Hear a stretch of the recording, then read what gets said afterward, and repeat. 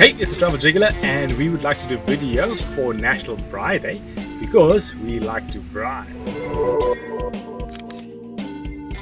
Today we're filming our braai episode at one of our favorite campsites. That's Matamba campsite near Falvata in the province of Limpopo. Great place to be, nice and warm here. We're just out of winter, we're in spring, still a bit dry, it hasn't rained yet, but it's the perfect setting for a braai, and in particular a campfire side braai.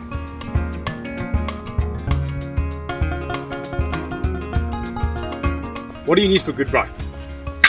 Braai tongs, wood, fire lighter for your wood, and today we're going to make pap and vors with chakalaka.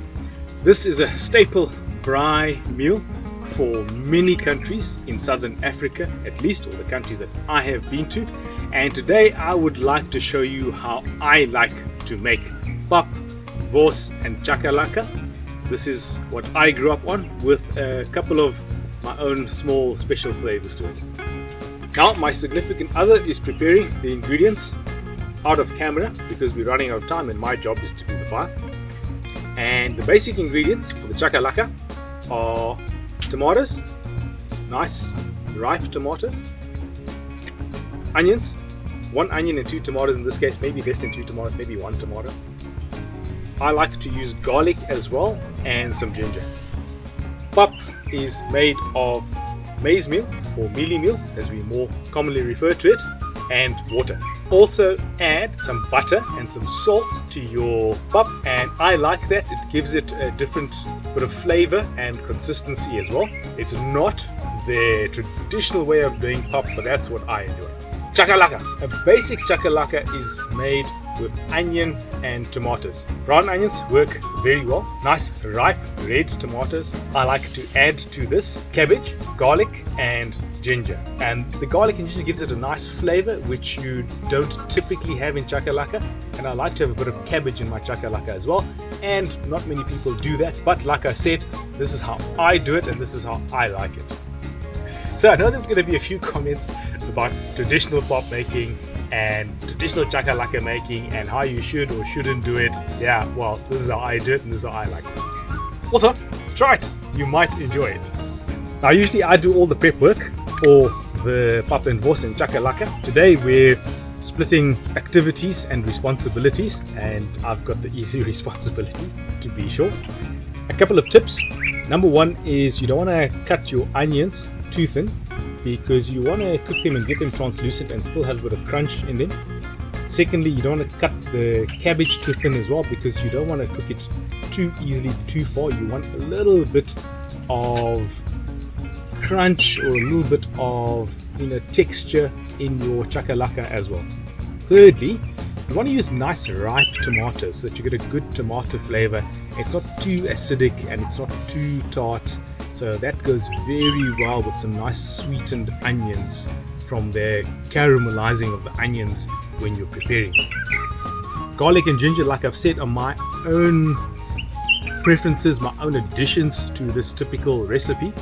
And you want to do the garlic and gingers with the onions at exactly the same time.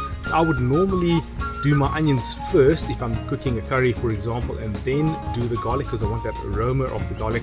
But in this case, I want the garlic to cook quite a way through, and the same thing with the ginger. So I'm going to add it pretty much at the beginning. I'm not going to cook the onions very far. I just want to cook them until they're translucent and sweet.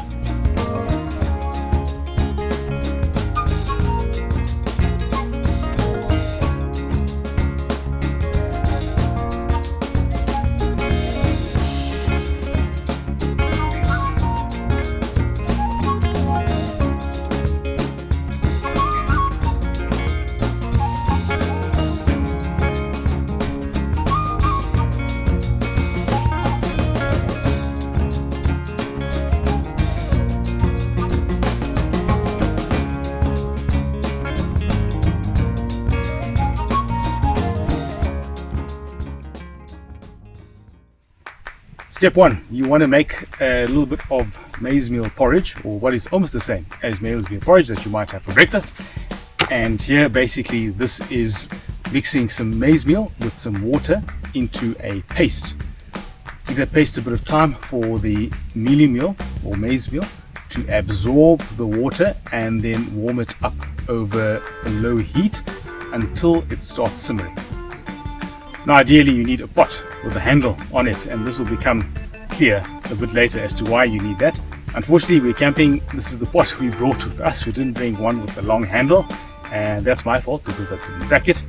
But here we do have a cast iron pot that's going to work well in any case over our coals, and I've got some oven gloves as well, so we don't have a handle, but we will be able to proceed with this little pot over there. Obviously we're using a small pot, it's just the two of us, we don't need to make a lot of pop. Pop though does keep quite well. You put it in the fridge and it actually warms up quite well in the microwave, so if you do want to make a lot more you can do that. I think like with most cooking, you kind of figure it out as you go and you adjust your measurements slightly until it's perfect for you. It's not like baking where you've got to follow the recipe exactly and do things in exactly the ratios and weights that are required, so a little bit of flexibility around that. Making a relatively small amount, so I'm going to use about a cup or so of maize meal to start with to make the paste, and then I will add a cup or so and a little bit more as I make the pop as it stiffens in the pot. So for now, just about a cup. It's going to be a little bit more than 2 cups altogether, which is actually quite a bit more than what we're going to eat for our evening meal for our braai horse, but that's about the amount that I'm using for now.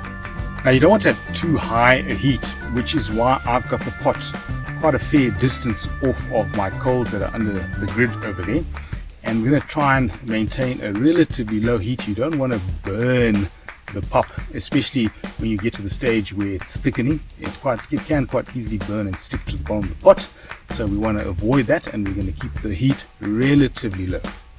So we're gently warming up our paste until it starts to simmer, and you want to do that nice and slowly so that your mealie meal has time to cook and time to absorb the moisture. If you see that it's going a bit too slowly, you can put the lid on as well, but just remember to keep stirring from time to time.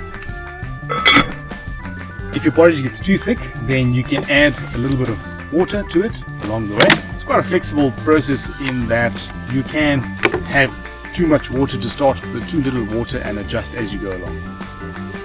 If you've got too much water, then you've just got to let it go a little bit longer so it gets a bit thicker. Don't be afraid to adjust the heat, so the heat's a little bit high over here, and I've just flattened out my coals a little bit more to drop the heat so it doesn't cook too quickly.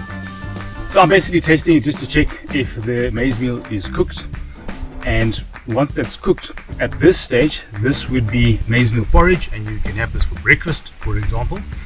And to make our pap, we're going to go to the next stage, which is we're going to add some maize meal out of the packet and start stiffening it, and we're going to allow that to steam. Importantly, in that phase we've got to keep stirring it so that we mash away any little lumps that will form. We want to have nice smooth pap. So here we're now starting to make pap. We've added some maize meal to the pot, and the important thing here is to keep stirring it and mashing it against the edge of the pot so it stays nice and smooth. Now ideally you want a big flat wooden spoon for this. This is what we have in our camping kit, so this is what we're using, and it works fine. You've got to be quite careful at this stage. You don't want this hot, thick consistency to land on your skin, because it can give you quite a nasty burn, and it does stick to your skin, of course, so be careful at this stage. The longer you cook it, the thicker it will get. If it's not thick enough, you can also add some more of the maize meal to make it a little bit thicker to your satisfaction.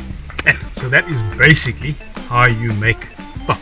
At this point it's gotten pretty much to the consistency that I like it, so I'm going to leave it in the pot now at a low heat to steam with the lid on, and that will make sure that all of the maize meal is cooked all the way.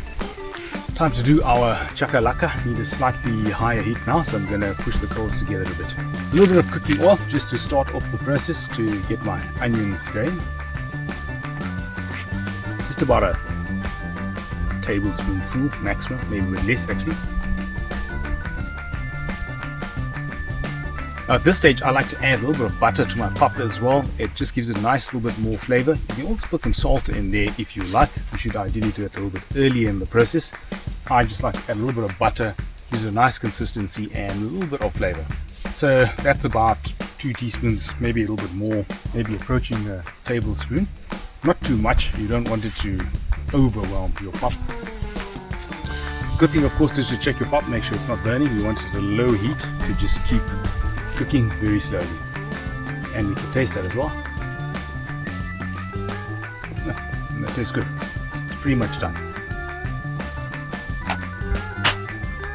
Okay, first thing in is onions. So you want to cut your onions in relatively thick rings. Basically, you don't want to cook it too far. You want it to have a little bit of crunch in it, and that's how I like it. So I cook my onions just long enough to get a bit of sweetness in them and to have them almost translucent or just a little bit translucent. I prefer a larger ratio of onions to tomato. Most people like, I think, quite a bit of tomato in the chakalaka. I like the crunch and the sweetness of the onions in there. I also prefer to add the garlic immediately as well as some ginger, and that just gives a bit more flavor profile to it. Once that's almost done, we will add the cabbage, so the cabbage also starts cooking, and then we'll add the tomato. So my onions are pretty much done, almost done. They're still quite crunchy, but they're a little bit sweet as well. I'm going to add the cabbage in now, so the cabbage cooks a little bit before I put the tomato in. Well, my cabbage is basically done. It's al dente, and I'm now going to add the tomato into it and let it warm up, and it will all cook together, and that will be our chakalaka. Just put in the tomatoes. I'm now going to leave that to slowly cook and for the tomatoes to cook through. And in the meanwhile, I'm going to start on the wors, and for that we're going to use our trusty Weber braai.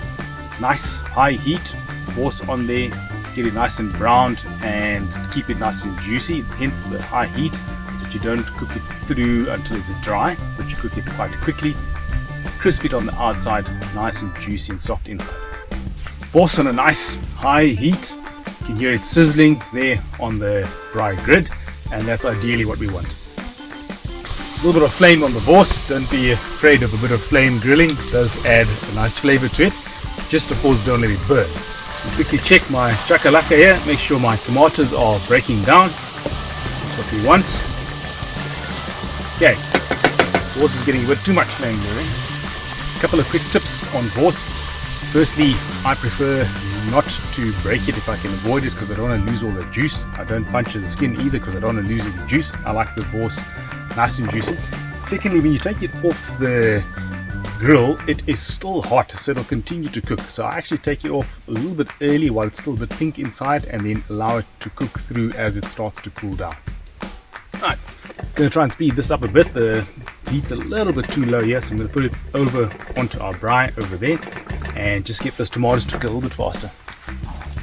Okay, I think this chakalaka is done.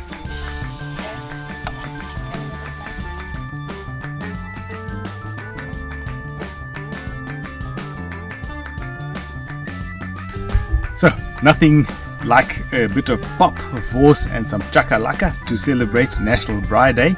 And this, for me, is a wonderful staple. You'll find it in many countries in southern or sub-Saharan Africa. And it is one of my favorite meals for good braai.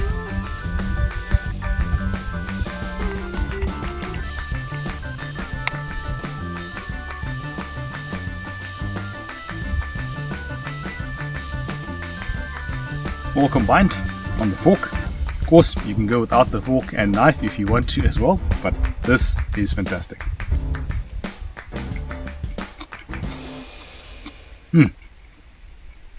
Absolutely perfect. So I hope you enjoyed that. I hope you found it informative. Please hit the like button if you did. Leave a comment below. Give me some of your tips as well. It'll be interesting to see those. I'd like to try them too. And if you haven't subscribed, then please do subscribe. Those of you that have subscribed, thank you. I appreciate all the support. And until the next episode, go everywhere, see everything, have a great time.